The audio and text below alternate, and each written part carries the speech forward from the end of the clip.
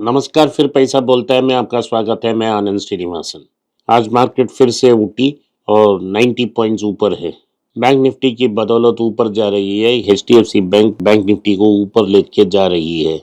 Bank Nifty लगभग 500 points ऊपर थी। क्या ये सस्टेनेबल है? मेरे ओपिनियन से सस्टेनेबल नहीं है। आज पहले बार ये न्यूज़ आई कि इस साल में domestic institutional investors primarily mutual funds ने 5 लाख करोड़ इन्वेस्ट की है। इस 5 लाख करोड़ की इन्वेस्टमेंट की बदौलत ही मार्केट की करेक्शन सिर्फ 10% पर सिमट गई है, नहीं तो और नीचे जाती मार्केट। मैंने पहले ही आपको बता दिया कि दिसंबर की मंथ में एफआईआई सीरियसली नहीं लेंगे। 20 तारीख के बाद मार्केट में ही नहीं आएंगे क्योंकि ये उनके लिए छुट्टी का महीना है। तो इस महीने फुल इसका पगड़ा डोमेस्टिक इंस्टीट्यूशनल इन्वेस्टर्स का बारी रहेगा और वही इन्वेस्ट करते रहेंगे। तो हमारा जो पटाखे लिस्ट के स्टॉक्स हैं, जो करेक्शन आ रहे हैं, उसमें आप ये तो कंसिडर करें। गोल्ड आज फ्लैट है 7130 पर। 22 कैरेट गोल्ड पर ही सिमट गई है गोल्ड इस बार। कल कुछ ट्विटर में न्यूज़ आया था कि सिगरेट्स के ऊपर 35% जीएसटी लगाया जाएगा। वैसे ही एरिएटेड ड्रिंक्स में भी 35% की टैक्स लगाई जाएगी। लेकिन गवर्नमेंट ने क्लैरिफाई कर दी कि ऐसा उनके पास कोई प्रपोजल नहीं है और जो अगला मीटिंग होगा वो 21 दिसंबर ही होगा। तो मार्केट ने आज आईटीसी फिर से बाउंस बैक हो गई। कल जो 460 में थी, आज सुबह मार्केट मॉर्निंग में 476 तक पहुंच गई है। लगभग 16 रुपया की रिकवरी। हम ऐसे ही मौके का इंतज़ार करते हैं जब एक वोलेटिलिटी आती है। मैं हमेशा बोलता रहता हूँ कि वोलेटिलिटी इज़ योर फ्रेंड। जो छोटे छोटे निवेशक हैं, जो छोटे अमाउंट्स ऑफ स्टॉक को खरीदना चाहते हैं, उनके लिए वोलेटिलिटी दोस्त है। किसी ने ट्विटर पे कुछ लिख लिया तो मार्केट में करेक्शन आ गई, तो आपने ले ली तो आपको 30 रुपया का फ़ायदा हो गया। तो मैं फिर से दोहराऊं कि आईटीसी एक सिगरेट की कंपनी के मत देखिए, लेकिन एक डाइवर्सिफाइड कॉन्ग्लोमरेट के रूप में देखिए और भारत के सबसे बड़ा फूड रिटेलर के मान्य से देखिए। सो ये आपका बड़ा एडवांटेज रहा। आपने इसमें कूद कमाएंगे। मैं पिछले 5 साल इसके बारे में बोलता रहता हूँ। भारत में गोल्ड लोन का जो डिमांड है वो बहुत बढ़ गया है। आरबीआई के अनुसार 1 लाख करोड़ के ऊपर गोल्ड लोन की डिस्बर्सल हुई है और पिछले साल से इस साल में टोटल गोल्ड लोन ग्रोथ को 56% की में नापा गया है। तो अभी माइक्रो फाइनेंस की कंडीशन बहुत बुरी है, वो लेंड नहीं कर रही है और आरबीआई ने बैंक्स को क्रैकडाउन कर दी है कि आप पर्सनल लोन्स मत दें, क्योंकि पब्लिक इस पैसा को लेके मार्केट में जुआ खेल रही है। तो अब इसके कारण जो पर्सनल लोन थी उसको रिप्लेस कर गोल्ड लोन हो गया, तो लोग गोल्ड लोन ले रहे हैं। हम इसको एंटिसिपेट कर रहे थे। हमारे पास मनोपुरम ने हमने इन्वेस्ट की है पिछले 5 सालों में। हमने मुथूट फाइनेंस को भी नापा है, लेकिन अभी मुथूट फाइनेंस बहुत एक्सपेंसिव है। लेकिन मनोपुरम अभी भी आप कंसिडर कर सकते हैं। छोटे छोटे south Indian private sector banks हमारे पास हैं, वो भी गोल्ड लोन में एक अच्छा पोजीशन लेके बैठे हैं। इन सबको नज़र में रखते हुए जो पोजीशन हमने गोल्ड लोन कंपनीज में ली उन्होंने पे ऑफ कर दी। कल जो नावी फिनसर्व थी उसको लिए परमिशन दे दी कि फिर से आप पैसा दे सकते हो। मनपुरम के अनुसार आशीर्वाद को लेके उन्होंने भी बहुत प्रेजेंटेशन की है आरबीआई में। अभी 2-3 महीने में उसका भी क्लियरेंस आ जाएगा, तो उसके बाद उसका आईपीओ डाला जाएगा, तो उनका परफॉर्मेंस भी रिकवर हो सकती है। जो मार्केट में बहुत पैसा पड़ा है, निवेशक हाई वैल्यूएशन देने के लिए तैयार हैं, डायरेक्टली भी दे रहे हैं, म्यूचुअल फंड्स के रूप में दे रहे हैं। तो ऐसा बड़ा बड़ा महारथी कंपनी ने अपना छोटे छोटे सब्सिडरियों को स्पिन ऑफ करने की कोशिश कर रहे हैं। इसमें कैनरा बैंक है, वो कैनरा होम्स को लिस्ट करना चाहती है। दूसरा है तो रिलायंस भी जियो और रिटेल को स्पिन ऑफ करेगी, ये एंटिसिपेशन है। टाटा अपनी इलेक्ट्रिक कार्स को सेपरेटली स्पिन ऑफ करेगी, ये भी एंटिसिपेशन है।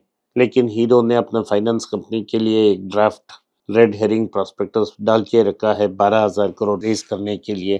तो वैसे ही ग्रीव्स कॉटन भी अपनी स्कूटर कंपनी को स्पिन ऑफ करने चाह रही है। तो सारे कंपनीज जो हैं जो अपनी नामी सब्सिडरीज हैं जिससे उनकी पैसा आने की चांसेस हैं उसको सेपरेटली स्पिन ऑफ करने की कोशिश कर रहे हैं।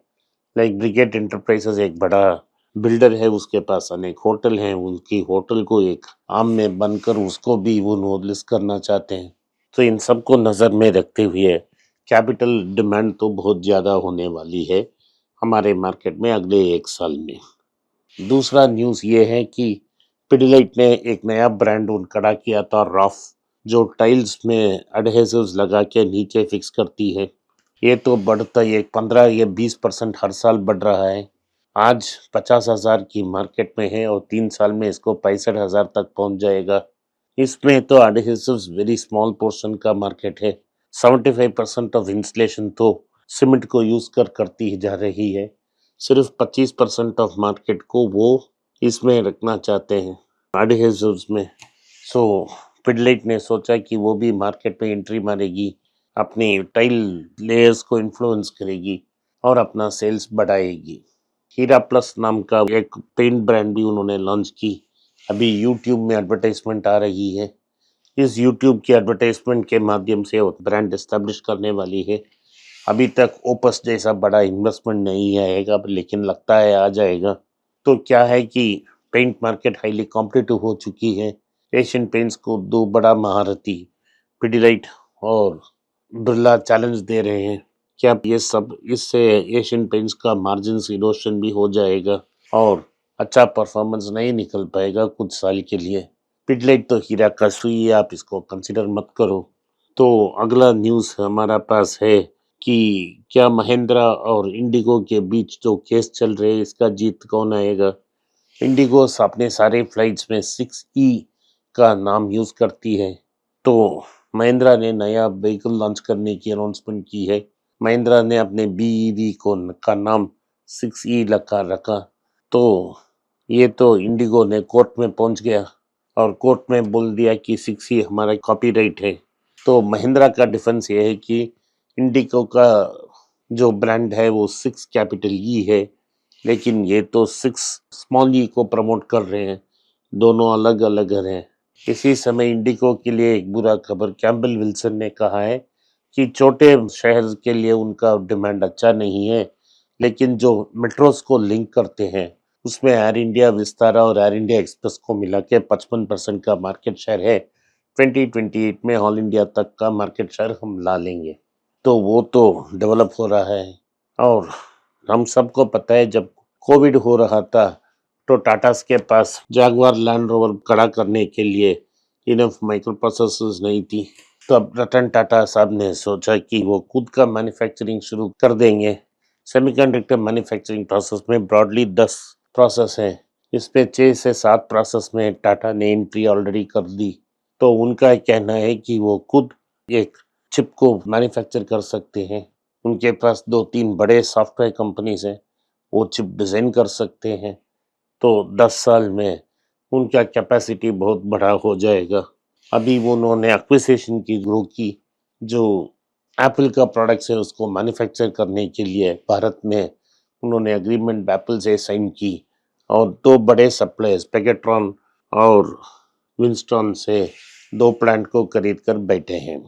तो वो दीर्घदर्शी हो रहे हैं।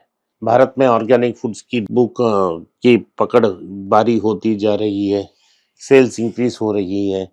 लोग 2 गुना पैसा देकर 300 रुपया का तेल लेना चाहते हैं जो नेचुरली क्रश्ड है, ना कि रिफाइंड ऑयल के पास जा रहे हैं।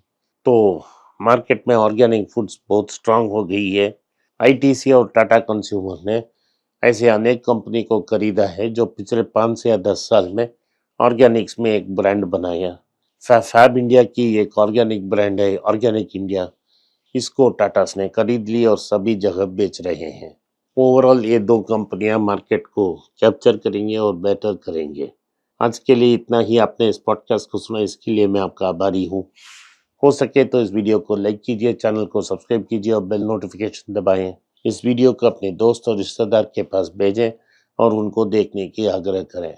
नमस्कार, धन्यवाद, जय हिंद।